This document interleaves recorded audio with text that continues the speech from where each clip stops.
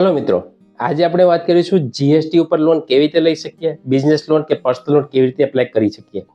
Business loan લેવા માટે ઘણા બધા ક્રાઇટેરિયા છે, ઘણા બધા નિયમો છે અને ફાયદાની વાત કરું ને ઓછા ડોક્યુમેન્ટ્સ ઉપર કોઈ પણ બેંકની વિઝિટ વગર પણ તમે લઈ શકો છો. શું ક્રાઇટેરિયા છે એના માટેની વિસ્તારથી વાત કરીશ આ વિડીયોમાં.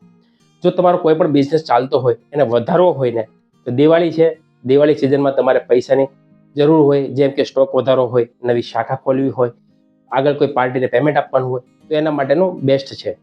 તો કેવી રીતે બિઝનેસ લોન એપ્લાય કરવી, શું ક્રાઇટેરિયા છે એના માટે વાત કરીશું. મિત્રો, બિઝનેસ લોન લેવા માટે તો બહુ બધા ક્રાઇટેરિયા છે. આજે જે આપણે ખાસ વાત કરીશું કે જીએસટી ઉપર લોન કેવી રીતે લઈ શકીએ. આવનારા વિડીયોમાં આઈટી રિટર્ન અને બીજા ડોક્યુમેન્ટ્સ પર વાત કરીશું. આજે આપણે જીએસટી પર વાત કરીશું. પાછળ જીએસટી સર્ટિફિકેટ છે ને એ લોકો પણ આસાનીથી પર્સનલ લોન કે બિઝનેસ લોન એપ્લાય કરી શકે છે. કેવી રીતે એને માટે વાત કરીશું. પહેલી વાત કે જીએસટી ઉપર લોન તમને કેટલી મળી શકે.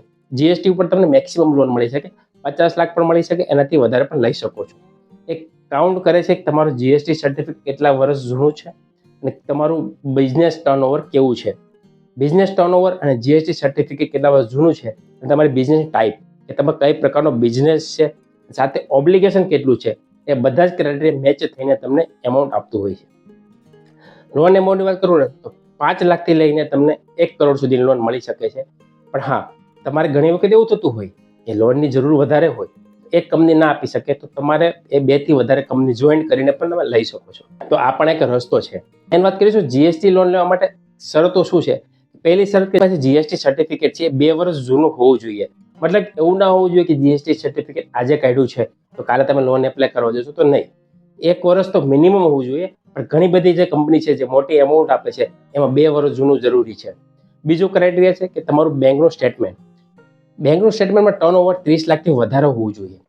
હવે અહીંયા 2 શરતો બની શકે. ટર્નઓવર તમારે એક મહિનામાં પણ 30 લાખથી વધારે થાય અને વર્ષો પર 30 લાખથી વધારે થતું હોય. તો એવું ટર્નઓવરનો મતલબ એ નથી કે પૈસાની લેવડ દેવડ થાય એટલે ટર્નઓવર થઈ જાય.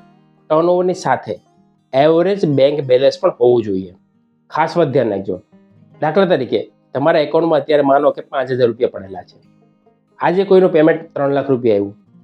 આજે તમે 3 લાખ રૂપિયા ટ્રાન્સફર કરી દો છો તો તમારા મત મુજબ એવું જોશો કે મારું 3 લાખ કે 6 લાખનું ટર્નઓવર છે અને એવરેજ બેલેન્સ તો 5,000 રૂપિયા જ છે. તો બેંકની ભાષામાં 5,000 જ કાઉન્ટ કરશે. ટર્નઓવર ક્રાઇટેરિયા છે કે જેના માટે તમે એન્ટર થઈ શકો, મતલબ એપ્લાય કરી શકો. પણ કેટલી લોન મળશે એ તમારા એવરેજ બેંક બેલેન્સ પર જ આપશે. મતલબ કે જેટલું એવરેજ બેંક બેલેન્સ હશે ને એના બેઝ ઉપર તમને લોન એમાઉન્ટ આપશે. બરાબર. તો ઘણી વખત એવું પણ તમે જોયું હશે કે જે લોકો ટર્નઓવર વધારે છે એને લોન ઓછી બેસતી હોય, પણ જેનું ટર્નઓવર મીડિયમ છે તે લોકો લોન વધારે બેસતી હોય. તેનું ખાસ કારણ એવરેજ બેંક બેલેન્સ છે. એવરેજ બેંક બેલેન્સ વધારવા માટે રસ્તાની વાત કરું સીધો સાદો રસ્તો. તો તમારું જે કંઈ બેલેન્સ હોય, માનો કે આજે કોઈને પૈસા આવેલા છે તેને તમે આજના જે ટ્રાન્સફર કરો છો અથવા આજે પેમેન્ટ આવ્યું છે ને તમે આજના જે ચેક આપી દો છો, એની જગ્યાએ એક દિવસ હોલ્ડ કરશો ને તો તમારું એવરેજ બેંક બેલેન્સ ઓટોમેટિક વધી જશે અને ઇન ફ્યુચર તમને લોન લેવામાં બહુ ઉપયોગી થશે. દાખલા તરીકે આજે તમારી પાસે 3 લાખ રૂપિયા આવ્યા છે, કોઈને પેમેન્ટ ટ્રાન્સફર કરવાનું છે, જો આરટીજીએસ કે એનઈએફટી તરત થઈ જાય. પણ બની શકે ને તો આજે જમા કરી દો અને કાલે આરટીજીએસ કે એનઈએફટી કરો અથવા કાલે ચેક આપો. એક દિવસ તમારું બેલેન્સ પડ્યું રહે છે તો જેના આધારે તમને એવરેજ બેંક બેલેન્સ વધશે અને એના આધારે તમને સારું એવી લોન એમાઉન્ટ મળી શકે. બીજી વાત કે તમે જે GST return, GST 3B return ભરો છો એના બેઝ ઉપર પણ લોન મળી શકે છે. એમાં ટર્નઓવર કેટલું છે એના બેઝ ઉપર ફંડિંગ કાઉન્ટ થશે. તો આ જે 2 મેઇન ક્રાઇટેરિયા છે. એના સિવાયના પણ ઘણા બધા રસ્તા છે જ્યાં તમને આઈટી રિટર્ન સરોગેટ પ્રોગ્રામ જેમાં તમારું ઇન્કમ ટેક્સ રિટર્ન ભરેલા હોય એના બેઝ ઉપર તમને લોન આપે. ત્રીજું બેન્કિંગ સરોગેટ પ્રોગ્રામ જેમાં ખાલી બેંક સ્ટેટમેન્ટ એવરેજ હશે ને એના બેઝ ઉપર તમને લોન આપે. ત્રીજો પ્રોગ્રામ છે કે લોન રીપેમેન્ટ સરોગેટ પ્રોગ્રામ. મતલબ કે તમારે કોઈ હોમ લોન ચાલે, મોર્ગેજ લોન છે, બિઝનેસ લોન છે, ટર્મ લોન એવી કોઈ લોન ચાલુ છે તો એના જે ટ્રેક રેકોર્ડ, મતલબ કે 2 વર્ષ જૂની લોન ચાલુ હોય, રેગ્યુલર હપ્તા હોય તો એના બેઝ ઉપર પણ તમને પર્સનલ લોન કે બિઝનેસ લોન મળી શકે છે, જેને લોન સરોગેટ પ્રોગ્રામ તરીકે બોલવામાં આવે છે અથવા રીપેમેન્ટ સરોગેટ પ્રોગ્રામ પણ તરીકે ઓળખવામાં આવે છે. તો આવા ઘણા બધા રસ્તા છે. આના માટેની વાત કરીશું આપણે નેક્સ્ટ વિડીયોમાં વિસ્તારથી કેવી રીતે એપ્લાય કરી શકીએ. તો જીએસટી માટેની ખાસ વાત હતી. અને કોઈ જીએસટી માટેનો તમને કોઈ સવાલ હોય, કોઈ પણ ડાઉટ હોય તો તમે કોમેન્ટ કરજો, એનો હું તમને જવાબ આપીશ. હવે એપ્લાય કરવા માટે શું કરવું પડે. એપ્લાય કરવા માટે તમારા 2 ડોક્યુમેન્ટ મેન છે, જીએસટી અને બેંક સ્ટેટમેન્ટ. એ તમારે વોટ્સઅપ કરવાનું છે. હા મિત્રો, એક ખાસ વાત કહી દઉં કે જો તમને ખબર પડતી હોય, કંપનીની કોઈ એડવર્ટાઇઝમેન્ટ આવતી હોય અને ત્યાં તમે એપ્લાય કરી દો છો ને તો પૂરી પ્રોસેસ કરવી. અમારી પાસે ઘણા લોકો આવે છે, અમે પ્રોસેસ કરીએ છીએ. ત્યારે અમને ખબર પડે ઓલરેડી લોગિન છે, મતલબ કે ઓલરેડી તમે પ્રોસેસ કરેલી છે. એ પ્રોસેસ અધૂરી હોય, પૂરી કરેલી હોય તો એ અમને નહીં બતાવશે. મતલબ એ મોબાઈલ નંબર નાખશું ને ત્યાં જ ખબર પડી જશે કે ઓલરેડી કરેલી છે. તો એનાથી આગળની પ્રોસેસ અમારાથી નહીં થઈ શકે.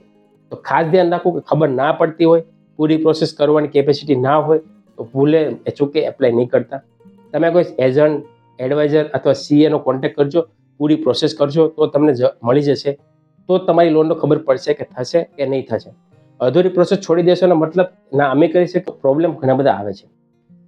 તો પ્રોસેસ કરતા પહેલા, કોઈ પણ કંપનીમાં એપ્લાય કરતા પહેલા એકવાર જરૂરથી મુલાકાત લો. બીજી વાત કે ઘણી બધી જગ્યાએ તમે લોનની એપ્લાય કરી હોય, બહુ બધી ઇન્ક્વાયરી હોય, હપ્તો કંઈ બાઉન્સ થયો હોય અથવા નવો ધંધો ચાલુ કરવો હોય, જીએસટી નવું છે, ટર્નઓવર રોકડામાં વધારે છે, બેંકમાં નથી, આવું કોઈ પણ હોય ને તો પણ અમે નહીં કરી શકીએ, તમારો કોન્ટેક્ટ નહીં કરતા. જેનું રેગ્યુલર જીએસટી છે, બેન્કિંગમાં ટર્નઓવર સારું છે, બેલેન્સ સારું છે, ઇન્ક્વાયરી ઓછી છે, તો એ લોકોની અમે કરી શકશું. ભલે તમારું ઘર પોતાનું ના હોય, તમે ઇન્કમ ટેક્સ રિટર્ન ભૂલી ગયા હોય તો પણ લોન મળવા પાત્ર છે. કેટલી મળશે એ એપ્લાય કર્યા પછી ખબર પડે છે, પહેલાં ખબર નથી પડતી. તો આ હતી મુદ્દાની વાત.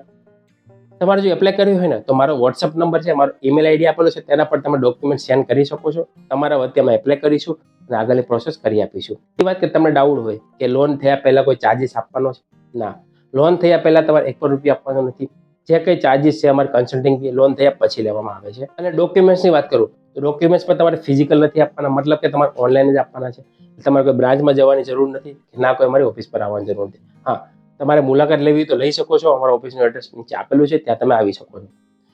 કોઈ પણ સિટીમાં રહેતા હોય, સુરત, અમદાવાદ, વડોદરા, રાજકોટ, વાપી, નવસારી, ભરૂચ, મતલબ સિટીમાં જો રહેતા હોય ને તો તમે આસાનીથી એપ્લાય કરી શકો છો.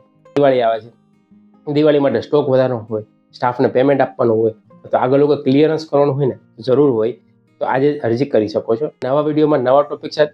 તો મિત્રો, આવતા વિડીયોમાં વાત કરીશું કે banking surrogate program, income tax return surrogate program કેવી રીતે આપણે એપ્લાય કરી શકીશું. કે ઘણા લોકો પાસે જીએસટી નવું હોય તો એના માટેના બીજો રસ્તા છે, જેથી આપણે વાત કરીશું નેક્સ્ટ વિડીયોમાં.